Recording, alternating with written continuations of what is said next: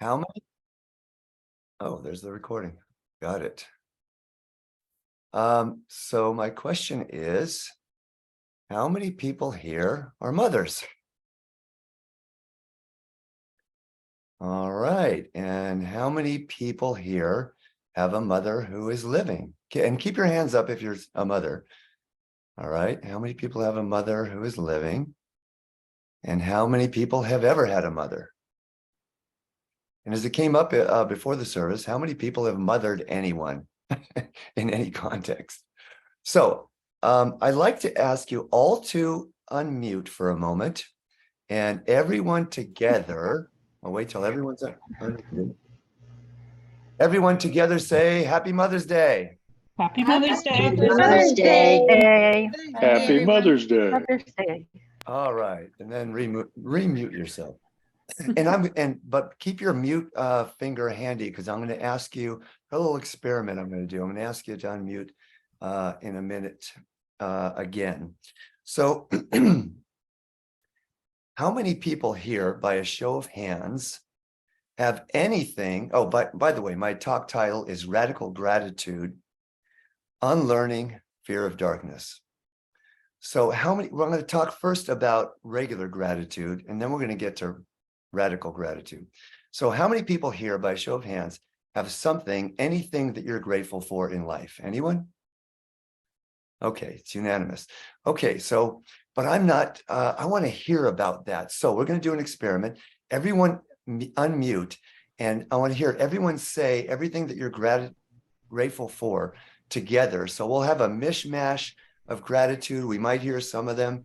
We might not hear any of them, but we'll get the energy of all of it. So unmute and everyone say what you're grateful for at the same time.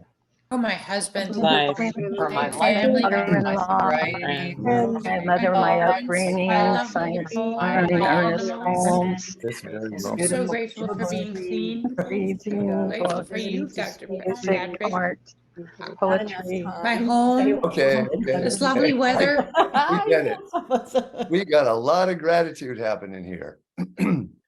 So have you ever had the experience where you give a gift to someone and maybe you didn't even think that much about it? You just thought, oh, this might be nice for this person, and you get it and you give it to them and they light up with this like the sun with gratitude.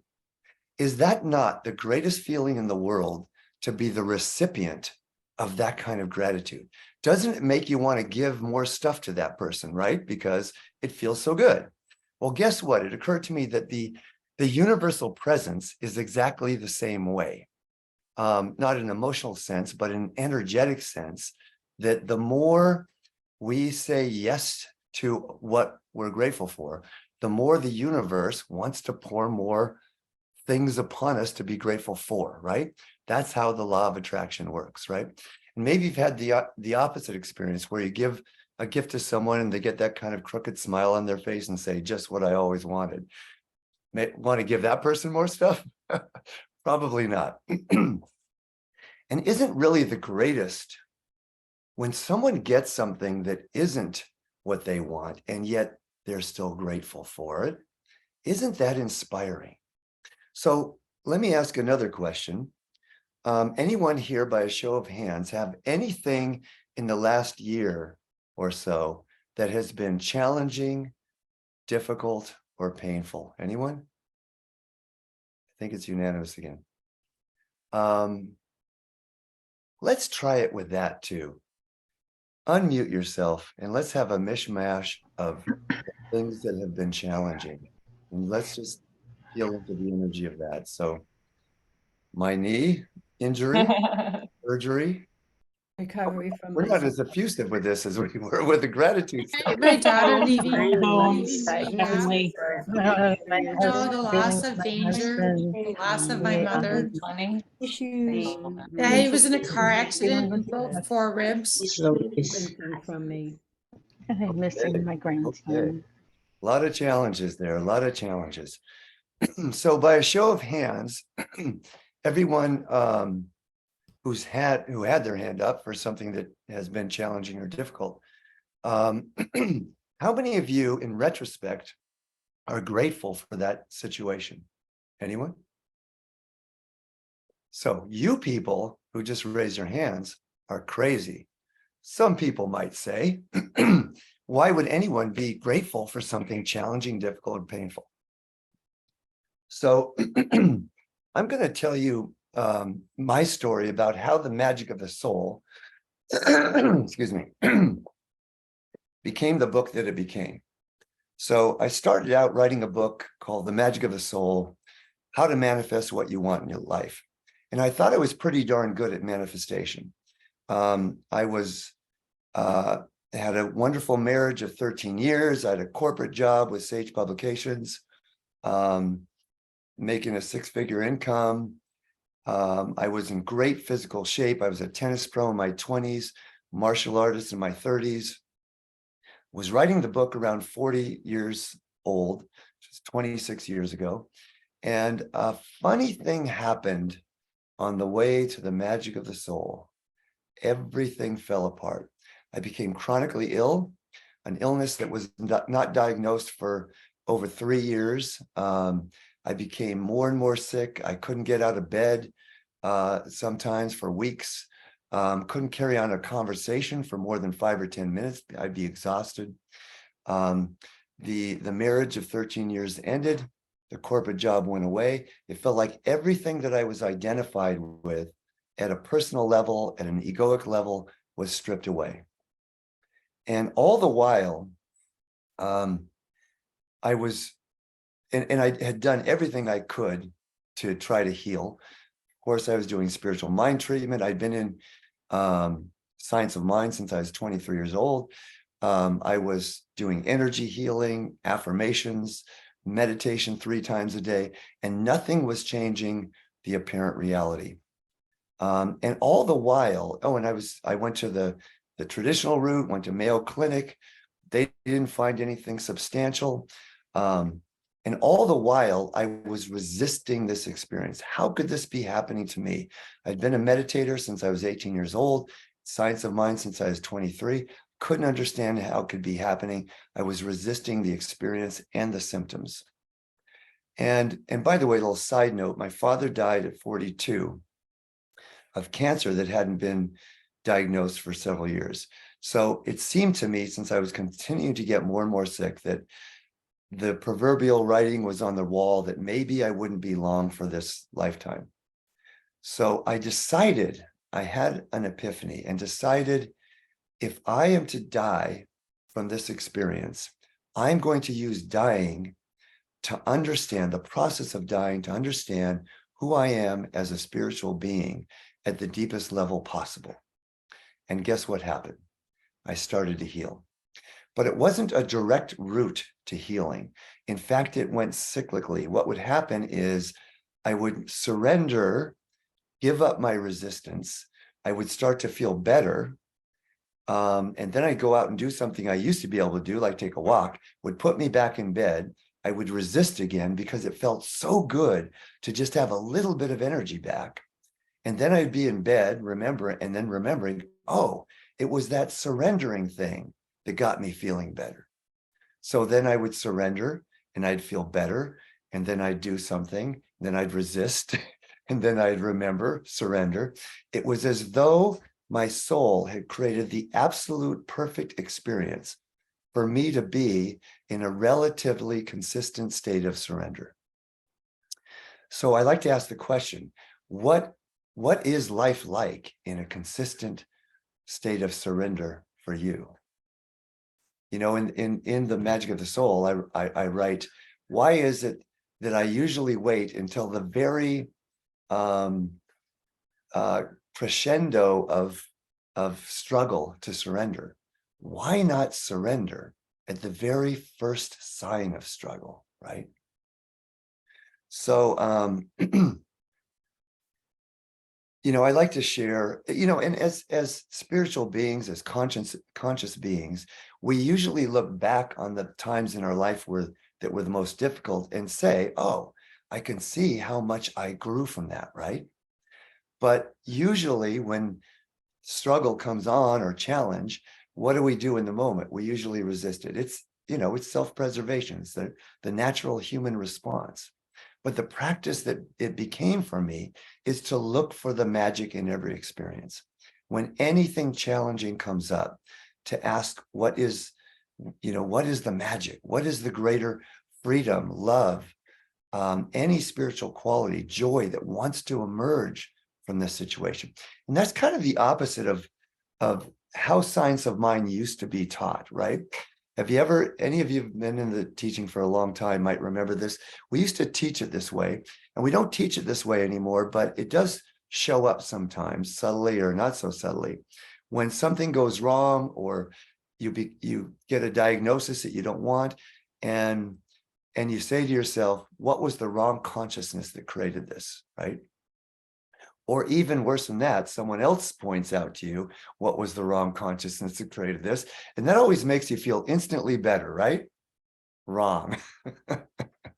So I have found the better question to ask is, rather than what did I do wrong or what was the wrong consciousness, what is the greater freedom, joy, love that wants to emerge from this? I'd like to share the story about, what's her name now? So Three's Company, the blonde. Somebody want Suzanne Summers. Suzanne Summers, yeah. So several years ago, we had a bunch of fires. I live in Thousand Oaks, California. We had a bunch of fires in Malibu, and hers was one of the houses that burned down. So they were interviewing her, standing in front of the smoldering or ashes of her home, and they said, "How do you feel right now?" And her answer without hesitation was, "I know something good will come from this.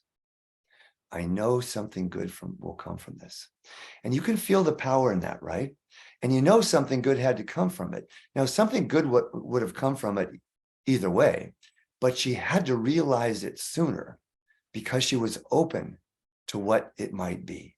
And that is the value of sitting in the darkness, sitting in our darkest moments. I'll repeat that quote from Ernest Holmes: "Sitting in the shadow, we may not really believe there is any sunshine, but the sun would be there all the time. The sun is always there, whether there's clouds or not, right? And it is there, but we must awaken to it, right?" So, I was thinking about this when I was just getting ready for this talk this morning. I was remembering back to the first class I ever taught. That would have been about 40 years ago. And somebody in the class talked about depression and said, it gave me a definition of depression that I've never forgotten. And it's this: that depression is a depressing of energy, a compressing of energy. And what happens is when energy gets compressed enough to a certain point, it must kind of explode. It must move us into action. But if we resist depression, which is just intense sadness, so if we resist sadness or depression, then it doesn't get compressed enough to where it moves us to action. But if we sit with it, if we feel into it, if we surrender into it, if we bring love to whatever the feeling is, then it can compress, then it can go all the way, and then it will move us into action. Does that make sense? I want to read a quote. I quote Carl Jung in The Magic of the Soul, and I'll read a little bit of my prelude to the quote and then the quote. And I included this in the book because I think it's so powerful. We all have a dark side or a shadow self that contains our hatreds, our prejudices, judgments, resistance,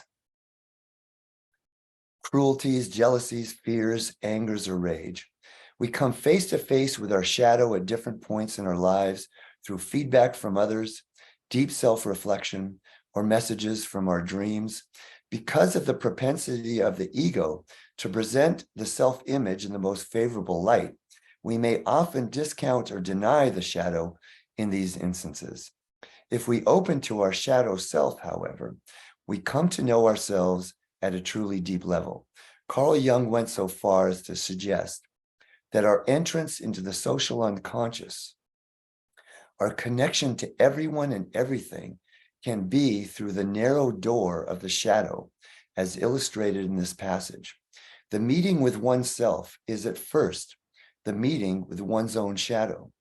The shadow is a tight passage, a narrow door whose painful constriction no one is spared who goes down the deep well. But one must learn to know oneself in order to know who one is. For what comes after the door is, surprisingly enough, a boundless expanse full of unprecedented uncertainty, with apparently no inside and no outside, no above and no below, no here and no there, no mine and no thine, no good and no bad. It is the world of water, where all life floats in suspension, where the realm of the sympathetic system, the soul of everything living, begins, where I am indivisibly this and that, where I experience the other in myself and the other than myself experiences me. Isn't it interesting that going into the shadow, that the last few lines of that sounds synonymous with a transpersonal experience, with a cosmic consciousness experience. I'll read that again. Where the realm of the sympathetic system, the soul of everything living, begins, where I am indivisibly this and that, where I experience the other in myself, and the other than myself experiences me. So one way of saying that, and I also say this in the book somewhere, is that, you know, we're all connected at the level of spirit. Our movement is founded on this understanding, this experience of oneness. And yet we're also connected through our humanness, through our fears, through our angers, through our prejudice, all of these things that we are learning to grow beyond, to heal and grow beyond, are also what connect us together. You know, we had a ceremony yesterday. It included a sound bath and many other exercises, some passing the talking stick. And one of the people in the group, it was his first time with us. He was brought by a friend because he had a lot of trauma that he hadn't healed. And you know, I asked him as we were going around during the sound bath, you know, how are you feeling? And he said, I have a lot of fear coming up. And he was like, said he was in that, and I could tell he was resisting it. And so shortly after that, the group came back and we passed the talking stick, and I asked people to share their experience and their feeling. And he looked like he wasn't going to share. And then he decided to, and he started talking about the fears that he had, how long he'd had them. And it was so palpable. And he said, you know, I'm starting to feel better as I'm talking about this. And I asked him this question because I felt that the whole group was with me on this. I said, can you sense that as you're sharing your fear, that this group is receiving it with love, and that we are with you, we're feeling it with you? And he got that, and it was a profound healing moment for him. So that's the power of sharing with others, not only sitting in our shadow, but to share our shadow with others. I didn't know if I was going to share this story or not, but it's a perfect next step to what I'm sharing here. So my wife read an article in Science of Mind magazine, and I didn't read it, but she told me about it. And it was a woman who was, her teaching was all about compassion. And she said, you know, if every child could be wheeled around in a wheelchair for a week, every time they would see someone for the rest of their life in a wheelchair, they would have compassion for that person, right?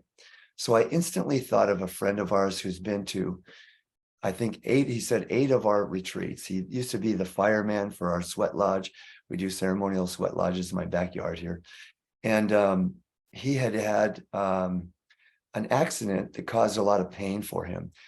And a couple of years later, he was getting a procedure done. They were going to clip a nerve in his neck to release the pain.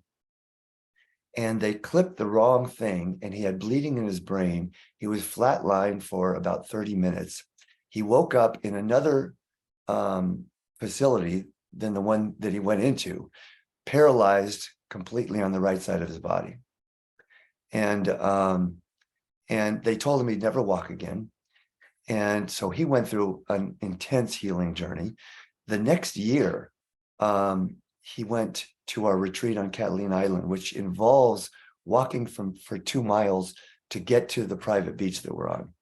We literally had to carry him up the hill to get him there. So when Karina told me about this article, I instantly thought of him and the journey that he'd gone through. So this is about 5 years later. And so we did this exercise on the retreat. I'll describe the exercise. So I asked him to share his story verbally, which he did, and then to act it out, to dramatize it non-verbally. And so he talked about all the challenges of it, like crawling to the bathroom, wetting himself because he couldn't make it in time, all the pain that he went through rehabilitation and so on. He still is rehabilitating.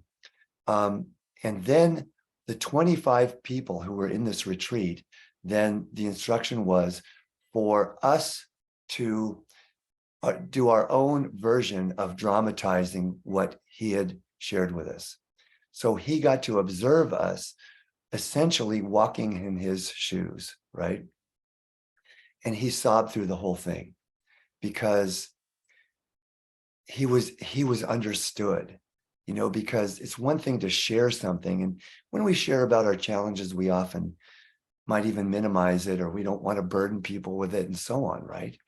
And I think that's what he had done with this. He never talked about it that much. So for the first time, everyone really got to as large a degree as we could to feel what he felt. And it was just, it was a game changer for him. So then we broke up into groups. I want to tell the next piece of this, and groups of 4, and everyone in the group was going to do the same thing, dramatize something that was challenging for them. So usually when I'm facilitating, I would just walk around and make sure all the groups are kind of on track, but the numbers worked out right. And I decided I'm going to do it. I'm going to do this exercise. I ended up with 3 women, all of whom I'd coached, all of whom had been sexually abused as children. And so each one of them shared their story. And I'd heard these stories before, but now seeing them act them out, and me and the others acting them out while they observed, I was able to feel and experience the pain of these women at such a deeper level than ever before. And then for them and for them to act out my childhood trauma was just absolutely phenomenal. So all to say, the power of being in the shadow, of sharing the shadow. And our teaching has gotten so much better about this. When I was doing Science of Mind 101 in the early 80s, there was not even talk about emotions, let alone the shadow, right? And what I have found is that, after I was ordained, I got into spiritual psychology because at the time, the Science of Mind did not have the tools to help me with all the repressed emotion that I had in my life. Fortunately for us, Science of Mind and New Thought is open up at the top, as Ernest said. And so it's evolved. And I think what's happened is ministers and teachers in this movement have realized that we can only go so far focusing on the positive, that we have to do that deep dive that Carl Jung talked about being with the discomfort of our shadow self. And the only way that the shadow heals is to come together with the light, right? Somebody in my spiritual psychology class 30 years ago said it this way: if you imagine a light that's shining on an object, the brighter the light becomes, the more pronounced the shadow becomes, right? So if we're doing all this light work, but we're not dealing with the pains, from our past, then guess what? We can only go so far before it hits us in the face, right? So this is, yeah, I think it's brilliant that this is the theme for today and for this month, is all about the darkness and the shadow. And so it is a call for us to go deeper into that level of healing and to bring our shadow self into the light. Yes. And that's what radical gratitude is all about, is what, by having this practice as a consistent practice in my life, looking for the magic in every experience in the moment, so that I don't only recognize in retrospect the blessing, but what is the blessing right now, to access it as soon as it comes in, right? And sometimes, well, actually, I'll save that. I'm going to give you a little practice to do in the coming week. I think what I'll say now, though, is I'll tell you a little story, or a joke, if you will. So it's about these two brothers. So one brother is a cat lover. His name is Bob. And his brother, Ed, hates cats. So Bob is going away on vacation. He thinks, okay, where am I going to leave my cat? Well, I could leave my cat with Bob, but he hates cats. But you know, Bob's been taking care of our elderly mother for many years, and he's doing a great job with that. So I guess if I can trust my mother with Bob, with Ed, I ought to be able to trust my beloved cat, Perky. So he drops Perky off at Bob's, goes on vacation, comes back a couple weeks later, calls up Ed right away and says, hey, brother, how you doing? And how's mom's doing? And how's my beloved Perky doing? And Ed says, well, you know, I got some bad news for you, brother. Perky died. Oh, mom's calling, got to go, click. And Bob is just overwrought with grief about the passing of his beloved cat, and also the callous way in which his brother Ed gave him this news, right? And so he grieves the loss of his cat for a few days, and he calls up Ed and he says, you know, brother, I got to tell you, it really hurt me the way you gave me the news about Perky. And Ed said, well, I didn't know what to say. Your cat's dead. I didn't know how else to say it. And Bob says, well, you could have like broken the news to me gently and gradually. You could have told me when I called up, well, Perky's up on the roof playing. And then you could have called me and said, well, Perky fell off the roof and he hurt his leg, but you know, we're doing everything we can and we think he's going to make it. And then when I came to pick him up, you could have told me in person, you know, we did everything we could, brother, but Perky didn't make it. And Ed said, well, I guess you're right, brother. I could have been more compassionate about it. And I apologize. And so Bob said, well, I forgive you, brother. And how is mom doing?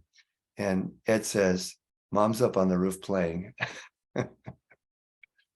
So how often are we like Bob, that we don't want to hear the bad news, right? But there is empowerment in embracing everything. You know, it's not oneness if we're only focusing on the light. That's halfness, because we are human beings that are both human and divine. So embracing our humanness is part of the journey, and a really important part of the journey. So I think I'll tell you this story, and this will be, well, let me give you the practice first, and then I'll tell you the story. So the practice is, for the next week, anytime you feel discomfort of any kind, whether it be physical, emotional, ask, what is the magic in this experience? What is the greater freedom, joy, love that wants to unfold from this? And if it's really, really heavy, then just be willing to sit with the discomfort of it and bring love into it. Yes.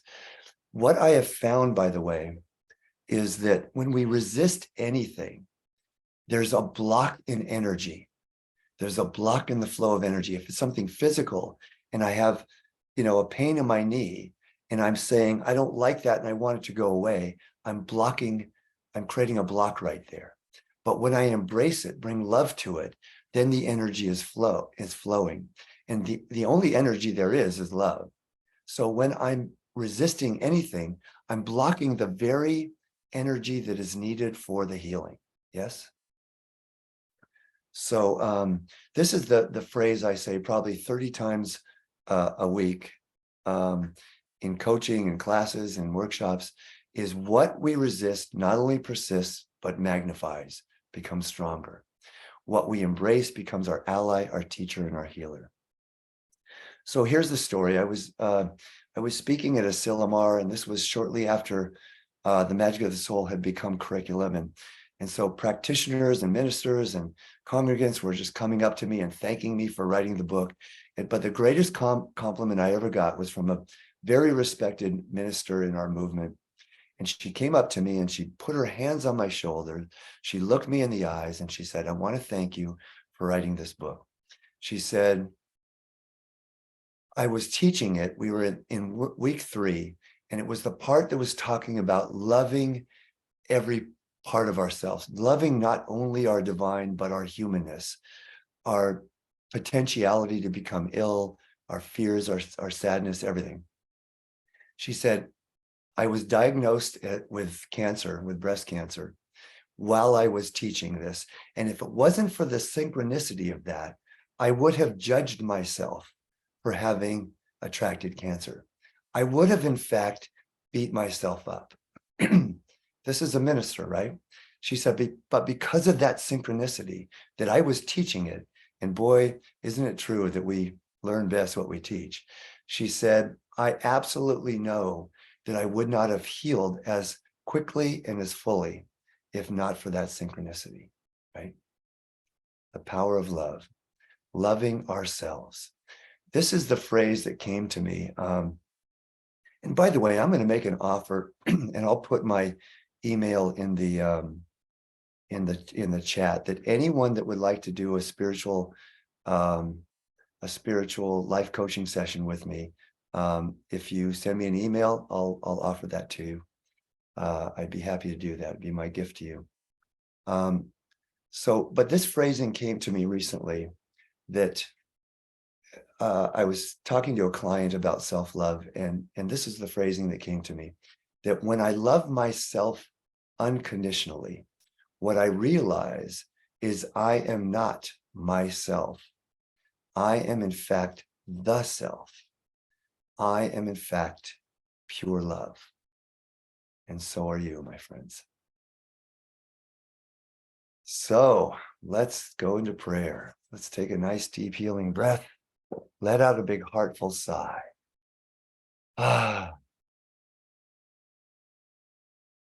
Let's just really feel in this moment that oneness that we all talk about, the oneness of spirit, knowing that the light, the love, the peace, the freedom and joy, that these are all qualities that we possess because there is no separation. And that we are all also connected at the level of our humanness, our fears, our angers, our challenges, our pain. And let's feel these two come together now. The brilliance of the light of spirit with the challenges of being human. And let's just infuse it all with pure love. If there's anything in yourself that you are not completely loving in your life, give it love right now. Feel it being infused with love.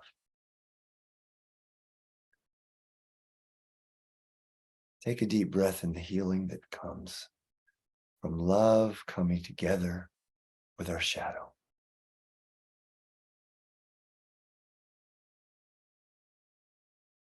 So we give thanks for this opportunity to be together in this healing moment, in this loving moment. We give thanks for this center. We give thanks for everyone who has ever been part of this center and ever will be part of this center, knowing that this is what we are here to do, to come together, to support each other in love. With open hearts, we turn it over to Spirit. With gratitude and celebration, together we say, and so it is.